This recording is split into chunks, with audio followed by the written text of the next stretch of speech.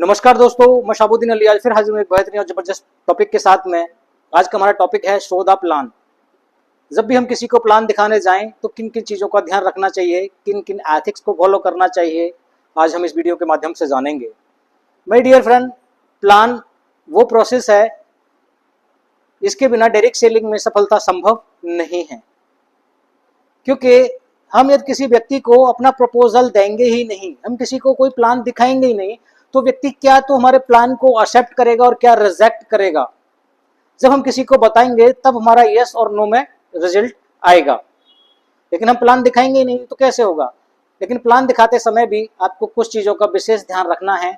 जैसे कि जब भी आप किसी व्यक्ति को प्लान दिखाने जाते हैं तो सबसे पहले तो आप अपना ड्रेस कोड एकदम मस्त रखिए, एकदम डैशिंग लुक रखिए।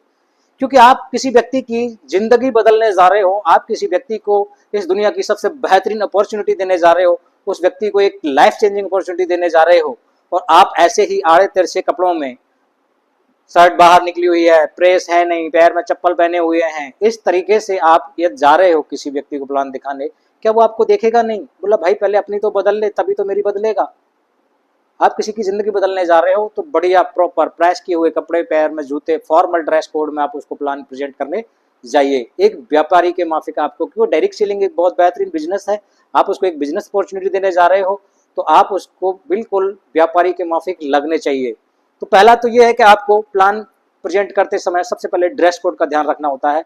ड्रेस कोड एकदम मस्त रखें। मैं देखता हूँ मार्केट में बहुत सारे लोगों को मैंने देखा है, किसी भी तरीके के किसी भी हुलिये में प्लान देने चले जाते हैं और फिर बाद में कहते हैं सर कोई जुड़ता नहीं है। अरे भाई, जिसको आप प्लान देने जा रहे हो आप उससे लाखों रुपए महीने की इनकम की बात कर रहे हो और आपके कपड़े अस्त व्यस्त हैं, आप खुद अस्त व्यस्त हो, कैसे बिलीव करेगा कोई व्यक्ति? तो ड्रेस कोड एकदम बेहतरीन रखें, डैशिंग लुक में जाएं। दूसरा, जिस व्यक्ति को आपने समय दिया है उस समय से 2 मिनट पहले राइट टाइम उसको पहुंचें। क्योंकि यदि आप लेट हो रहे होते हैं और लेट पहुंचते हैं तो आप जाते ही बोलते हैं, बोले सॉरी सर मैं थोड़ा लेट हो गया। और माय डियर फ्रेंड, याद रखना, जिस मीटिंग की शुरुआत सॉरी से होती है वो मीटिंग कभी सफल नहीं होती है। यदि आप लेट हो भी रहे हैं, किसी भी कारणवश आप समय पर नहीं पहुंच पा रहे हैं, तो समय से पहले उस व्यक्ति को एक कॉल कीजिए और उस व्यक्ति को बताइए, बोले सर मैं थोड़ा ट्रैफिक में हूँ या थोड़ा सा इस प्रॉब्लम में हूँ, मैं आधा घंटे लेट हो जाऊँगा, क्या मैं आधा घंटे लेट आ सकता हूं? वो व्यक्ति यस करता है तो आपको सॉरी को कहने की जरूरत नहीं पड़ेगी। और आप जब लेट पहुंचते हो तो उसको बोला थैंक यू सर आपने मेरा इंतजार किया। सॉरी नहीं बोलना, फिर भी थैंक यू सर आपने मेरा इंतजार किया। तो टाइम का विशेष ध्यान रखें, टाइम पंक्चुअल बने, क्योंकि जो व्यक्ति समय की कदर करता है समय उसकी कदर करता है। तो दूसरा टॉपिक ये है, बहुत इंपॉर्टेंट पॉइंट है कि समय का भी विशेष ध्यान रखें। तीसरी बात की जाए तो डिसिप्लिन रहें एकदम। आप जिस भी सीनियर के साथ जा रहे हैं प्लान दिखाने, वो सीनियर आपका फैमिलियर होगा, आपका परिचित होगा, आपका हो सकता है दोस्त हो, आपका कोई रिलेटिव हो,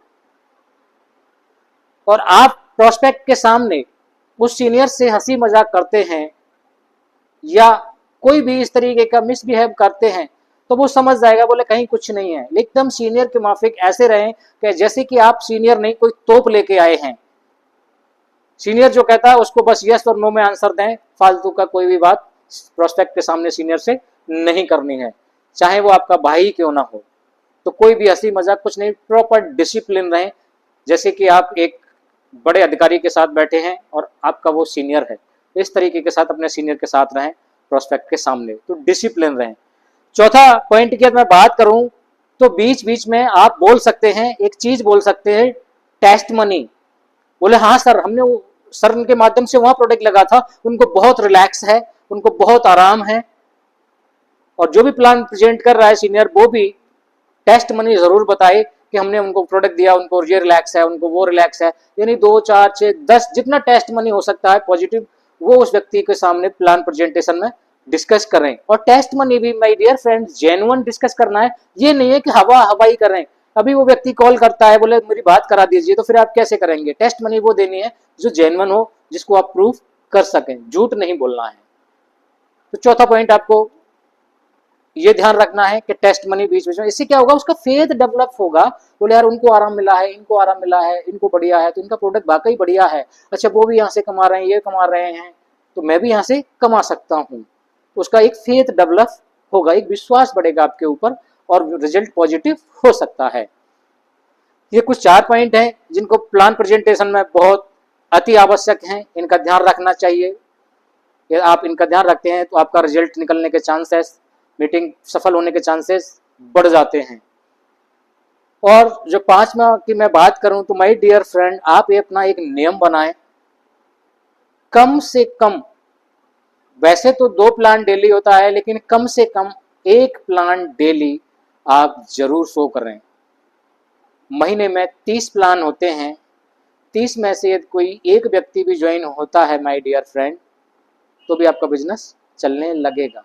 क्योंकि आप महीने में 30 लोगों को प्लान दिखाएंगे तो 30 में से 30 तो ज्वाइन होंगे नहीं, 30 में से 30 ज्वाइन तो होंगे नहीं। 80-20 का रेशियो रहता है, मैं कहता हूं और कम हो जाएगा, 5% का भी रेशियो होगा तो भी आपका बिजनेस चलने लगेगा। थोड़ा धैर्य के साथ बिजनेस करें, क्योंकि 100 में से 100 लोग आपके साथ ज्वाइन नहीं होंगे।